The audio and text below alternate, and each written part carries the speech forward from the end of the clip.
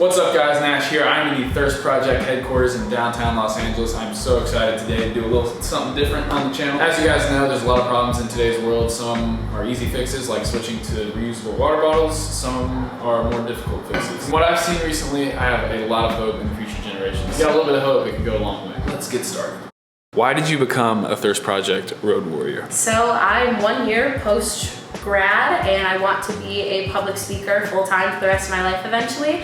And water and helping others has always been a passion of mine, so this was a really incredible opportunity to combine all the things that I love. I want to help our students learn about the global water crisis and be a part of the movement working to end it. My senior year in high school, I created a project we call Strive for Water, and it's a movement of basically like spreading awareness of the global water crisis occurring in developing countries. So when I heard about Thirst Project, I automatically partnered two together. I heard about Thirst Project from you and other influencers like Andrea Russick and the Ace family. So when obviously the girls were like, well, we should do Thirst Project because they're really big and they're like the leading youth water organization in the world. So I'm like, why not? You know, let's do it. Heck yeah. So Thirst Project. That's awesome. So I first heard about Thirst Project when I was a junior in high school. And one of the speakers actually gave a presentation during our National Honor Society Club meeting.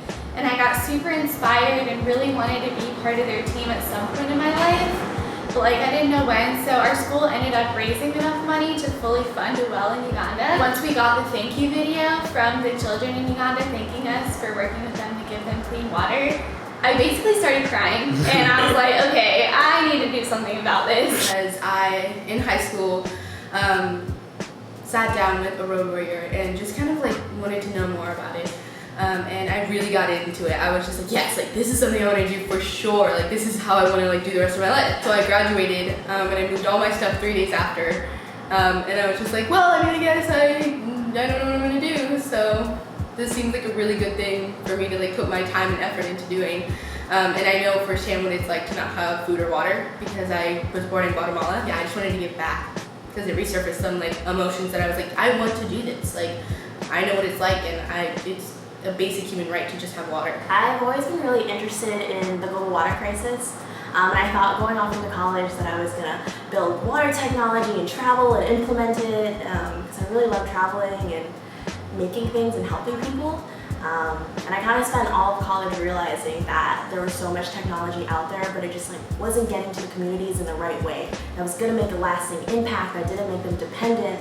And so I spent 4 years kind of studying that, but I still didn't really find like a solution to where I could help. But then Evan from Thirst Project came in and spoke to my school and I asked him question after question after question, and I finally realized that like I really love helping young people and being able to travel as a road warrior and talk about water was a way that I could contribute in a way that was positive and long-lasting and really made an impact. Honestly, it was something I wanted to do for like 5 years. I've known about Thirst Project since high school, so I remember like watching videos at Blaze Pizza with my best friends, like, we're gonna do this someday! And then it just kind of ended up being the right time. I've always been interested in travel and I've been doing internships. I absolutely love students. I'm always working with students wherever I can.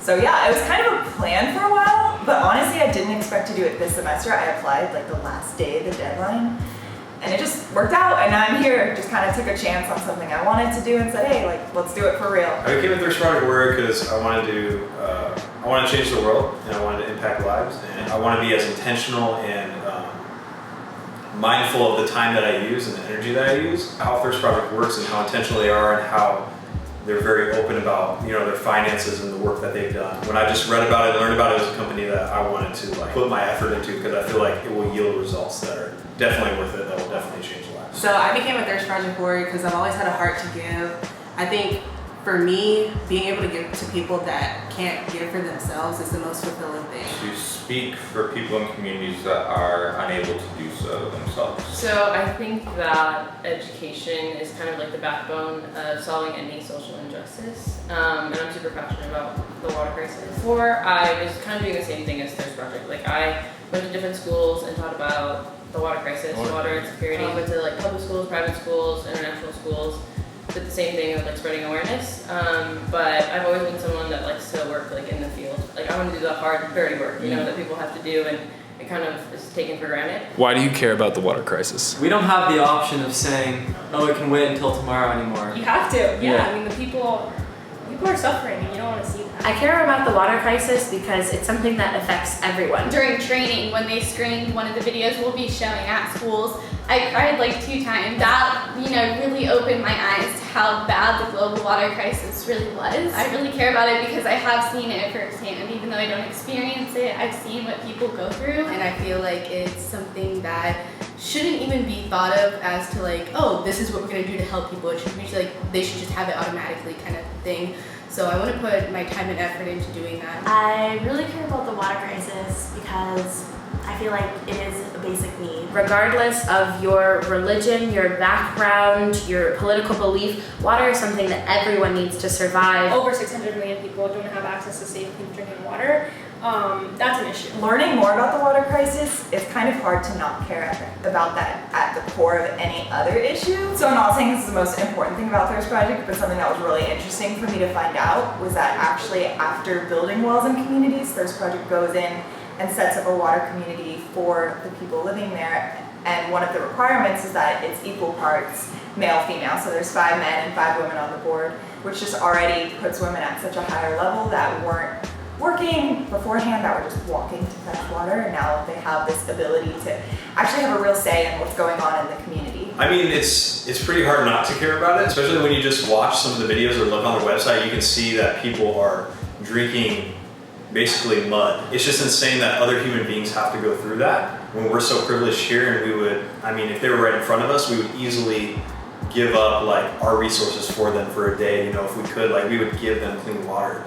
But the problem is that it seems like they're so far away. That's why it's still going on, and that's why it's still an issue, And because, as you probably know, all the politics that go around in the world, they keep people from having access to clean water. So, so it's kind of like that's just like a passion that I have. Is that, man, I see this corruptness in our world, and I want to change that. And I want to do my part to make an effort to change that. So I've seen the way that water can cause a lot of issues between people, between families, between communities, to think that that can be stopped and that a lot of issues within people can be resolved just by giving people water. It's definitely like really heartbreaking. Yeah, it was kind of something that I couldn't really care about anything else until we fixed this. Because who else will? Why is it important for young people to raise awareness and take action?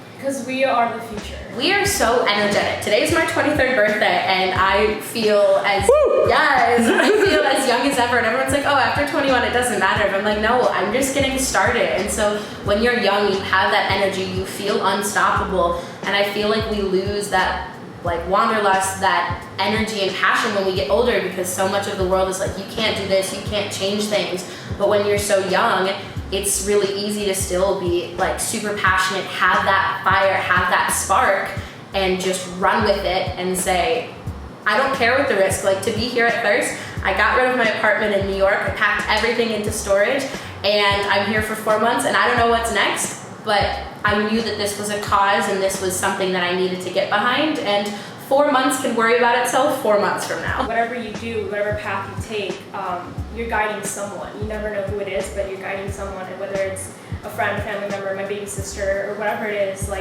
I know that I'm setting something big for her or for them in the future. So everything really revolves around the young ones, and then so forth. We're able to change things, and even though a lot of people might be discouraged because they think it's always people with all the money that, are able to do the influencing and stuff like that, we are change, basically we're a big symbol for it. It's so much easier nowadays to be able to communicate basically anything with a big group of people in a small amount of time. So that's how I think young people can really use social media to their advantage, to really just spread the word, and the more people that know about it, the more people are likely to do something about it and really kind of activate. I feel like a lot of younger people think it's a weakness to be young, and I find it as a hidden strength, because we get to prove people wrong.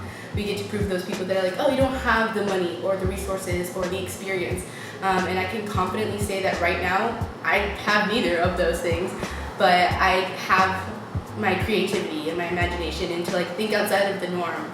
and that means everything. We're kind of naive, like we don't really have all these doubts in our heads, and it's us taking these big chances and following our big dreams that really can make an impact on other people.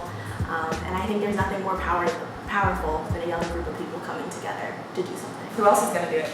Young people are the future. Young people are forming their opinions, forming who they are. If it's not them, it's not going to be anyone. We're the strongest group to do it. I also think that young people have a lot of influence that's overlooked. You can inspire and encourage just by caring about something. Those are the people that are going to lead us in the future, and so I think it's good to start people young and get them going. It's our world that we're living in and going to leave behind for our children and our children's children. I think spreading awareness and being educated is like the first step to, like I've said, like education is definitely the backbone of solving any social injustice. Young people hearing about this issue, gaining perspective on it, and then deciding to do something about it at a young age, especially in the United States, where for the most part, people are not seeing it or feeling it or hearing it.